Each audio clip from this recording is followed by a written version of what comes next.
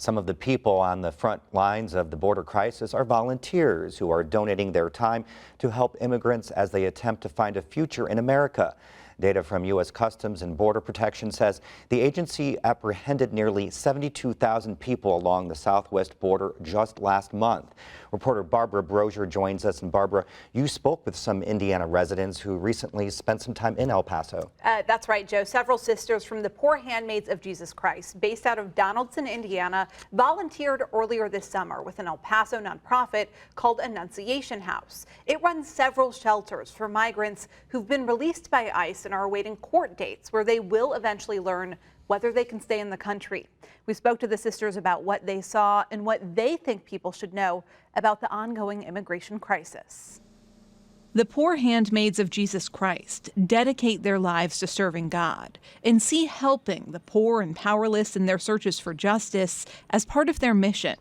These sisters say they couldn't ignore what's happening on the U.S.-Mexico border, where political decisions and morality can seem at odds. I wanted to see how we could make a difference for the people who were there, in order to see what the issues really are. The sisters spent a few weeks volunteering in warehouses and shelters in El Paso, Texas, trying to provide some comfort to families who made the dangerous and exhausting journey to America. The migrant stories are ones they won't soon forget. Their stories basically were, there's no future for us at home, and I'm doing it for my child. And that was the story, one after the other. This is for my child. There is no future. There is no education. There is no money. I am doing this for my child.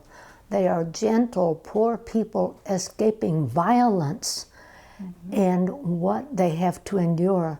Who of us would endure, whether it's trekking through Mexico or that 3 or 4 day bus trip with a plastic bag to hold my belongings? Who of us would endure that? What some of the families encountered during their journey is hard to fathom, but for many, it paled in comparison to the situations they fled in their home countries. A woman from Guerrero in Mexico, a state that has had a long history of drug violence. She had lost 4 members of her family, uncle, brother, cousin, whoever. 6 months ago, they killed her husband.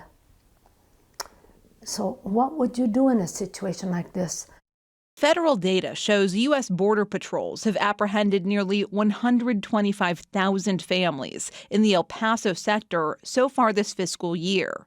That's a more than 1,500% increase from the same period in 2018. The sisters say they try to tune out the negativity and debates that surround the border, but they can't ignore what they saw and heard. A lady and her 19-year-old daughter coming through, and they said that she said that they were like 2 gates away from freedom, their chance to come in. When they said to her, or actually said to her daughter, "What age are you?" And she honestly said, "I'm 19, where they snatched her away. And she was screaming, and the lady said she was screaming because they said, "You are to be independent."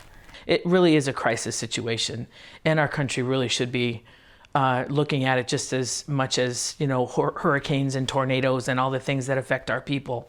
It's a life and death situation for a lot of people, and we've heard of the deaths already. They're hopeful people will stop looking at the situation as a political one and see it for what they say it is, a humanitarian crisis.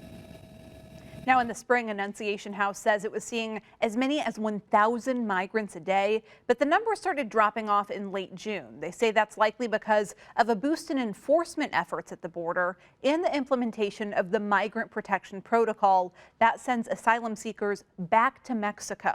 So the desperate situation that the sisters were seeing in El Paso is still playing out, but much of it just across the border in Mexico. Barbara, thank you very much.